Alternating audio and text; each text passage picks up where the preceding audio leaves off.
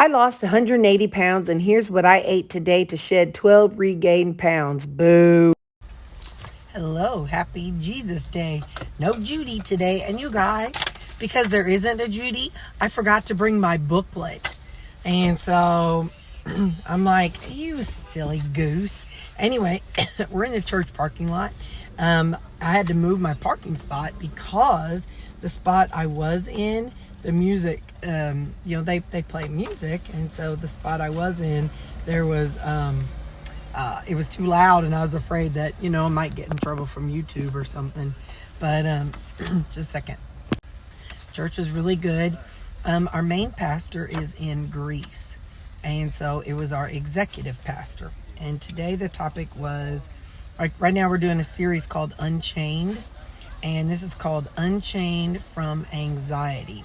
So it's Unchained Part 3.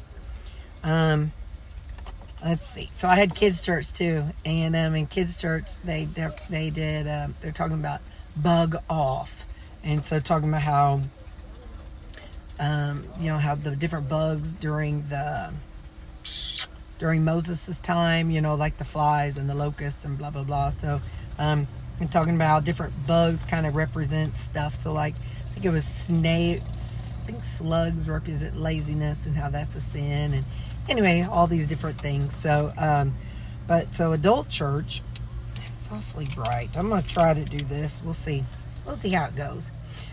So he talked about practical steps to unchain from anxiety. So he talked about how God is the God of peace, and he does not cause anxiety. God is better than anxiety. Anxiety is a state of not having control when you used to have control. And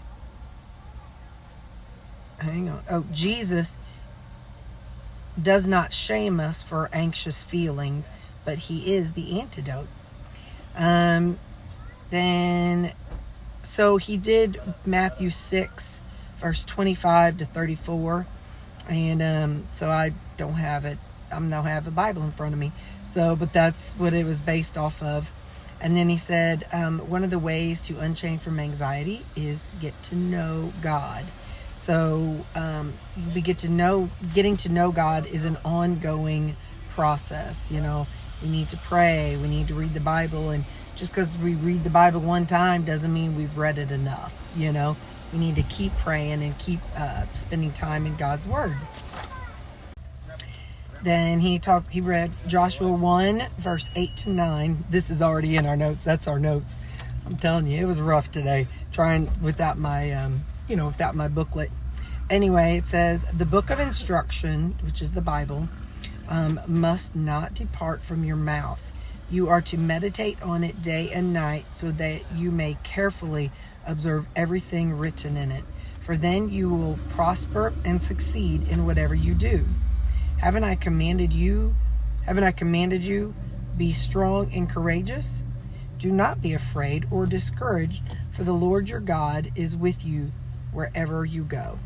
So he said the second step to unchain from anxiety is putting God first. Seek God first. So Isaiah 26, verse 3, you will keep the mind that is dependent on you in perfect peace, for it is trusting you. So when God's first, anxiety takes a back seat. Then he read 1 Peter 5, verse 7. Cast all your anxiety on him because he cares for you. He said sometimes we don't want to give up control and we hold on to it, and we therefore hanging on to our anxiety. But the third way to unchain from anxiety is to focus on today and trust God with tomorrow. And then Psalms 94:19, when anxiety was great within me, your consolation brought me joy. Philippians 4, verse 6 to 7, don't worry about anything, but in everything, through prayer and petition, with thanksgiving, present your requests to God, and the peace of God, which surpasses all understanding, will guard your hearts and minds in Jesus Christ, or in Christ Jesus. So we need to come to him with thanksgiving. We need to say thank you for the things that are in our life, and I need to thank him for my house and for you all, and I need to be thankful that he's part of my life. So the big takeaway is anxiety may be real, but it doesn't have to rule my life. Then he said, 2 Timothy 1 verse 7, for God has not given us a spirit of fear, but of power and love and of sound mind. And he said 1.5%, he looked at a study, 1.5% of what we worry about actually happens. Meaning 98.5% of those things we worry about, they don't happen. So he says we need to remember 4 words: let go and let God. So that was the message today. I have the link to my church in the description of this video. In every video, I have the link to my church. So you can hear him, actually give the message yourself. Because we all watch stuff and we take away something different from whatever we see. So I am going to run home and I'll see you all at the next thing. Y'all, I'm over here in front of my closet getting myself undressed. I ain't showing me, but look at that. Look at that. Do you think he has some high expectations? He's like, you want me to come pet you? Oh, and look at that tail. Look at that boy. Oh, he said, guys, I just need a little more love. Just need a little more love. Mama doesn't quite give me enough love. And then sister comes and tries to steal it. I'm just a mistreated boy. I know. Oh, and then there's this sweet girl. She's the most prettiest Callie in the world. Then there's Stinker Pot. Hi, Stinker Pot. Hi, Stinker Pot. Look, he's still in position. He's like, you know what this means. You know what my expectation is. Well, I got to change clothes first, buddy. Got to change clothes now. Hello. I don't have any big plans today other than I'm sleepy. I've been meaning to tell you about my nails. So, yeah, I did them last Saturday. And I do want to do a demo because somebody asked me to show you, and I will.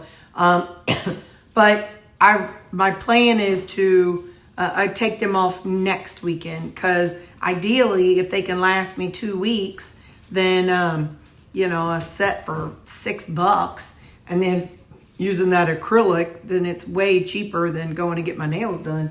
But so you had seen how they looked before. They were it was like the French tip, but not a French nail. It was like just a little white at the tip. Well, anyway, so Friday night, I buffed them down. I shortened them up a little too much because I used the sander or my drill, and it got them way too. Anyway, I had issues. So they went from medium to short, and then I painted them last night. One of them has popped off. It was the thumb. It popped off Friday night. So this one lasted 6 days. So far, the rest have lasted, if I put them on a Saturday, so I guess 8 days, right? Saturday, Sunday, Monday, Tuesday, Wednesday, Thursday, Friday, Saturday, Sunday. Yeah, so these have lasted 8 days. So we're going to see how it all works. I don't have any big plans today because, like I said, there's no Judy today. So this is a burger with ketchup and mustard, and I got some onions and tomatoes on here on the plate, and I'll just stab them with it. So let me take a dab of that.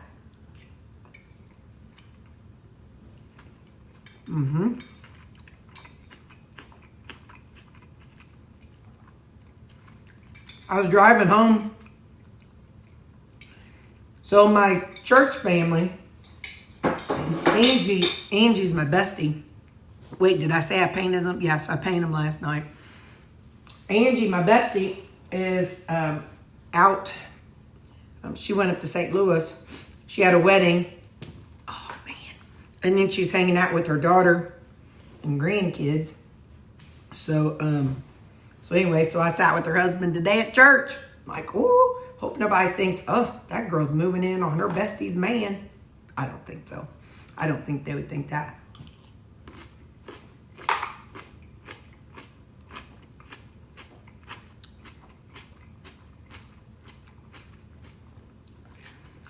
my usual salad with some no sugar added pickles. And then I got a little bit of peppers on here. I chopped up peppers yesterday. I like peppers.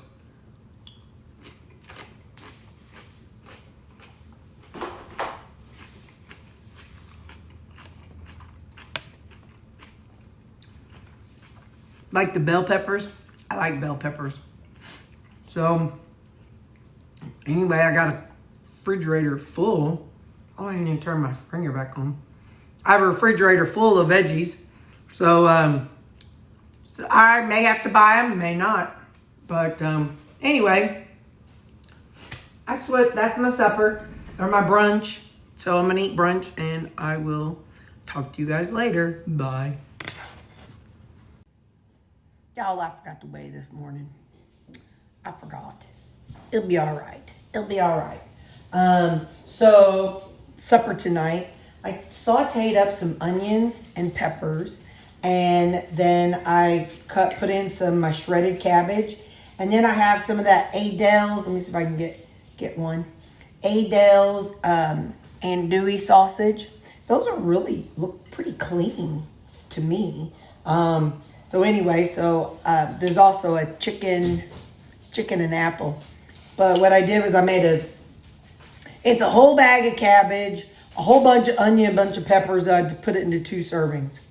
Because then you get 4 of the sausages. So I just, I took them, I put 2 in this bowl, 2 in another bowl, and then, in a storage container. And then I dumped like the veggies on top. So then that way I knew I had 2 sausages in each.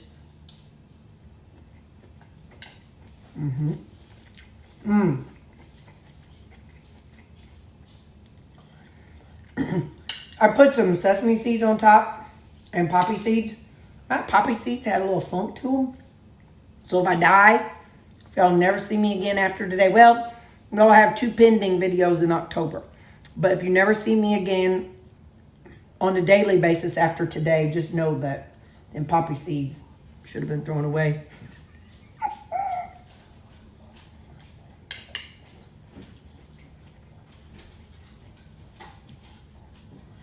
Today's creamy is really random.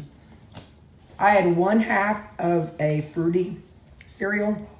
It's like Fruity Pebble flavors. I had a half of one. I don't know what I did with the other half. But anyway, so I had a half package. And it had a whole eggnog. So I did this. It makes 2. So 1 whole eggnog, half of a fruity, and half of a pistachio. So I was like, let's just do it. I made 2 of them. So if they're disgusting, well, I'll eat it anyway. That's it.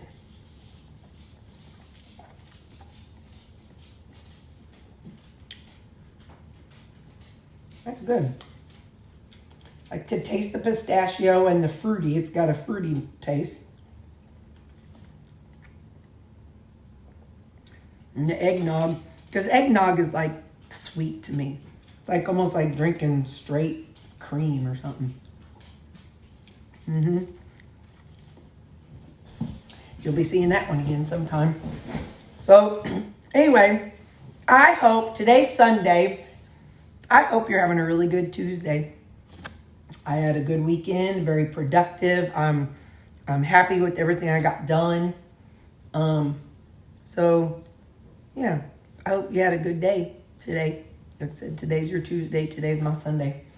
So I hope you had a really good day. I love you people, and I'll see you tomorrow. Bye.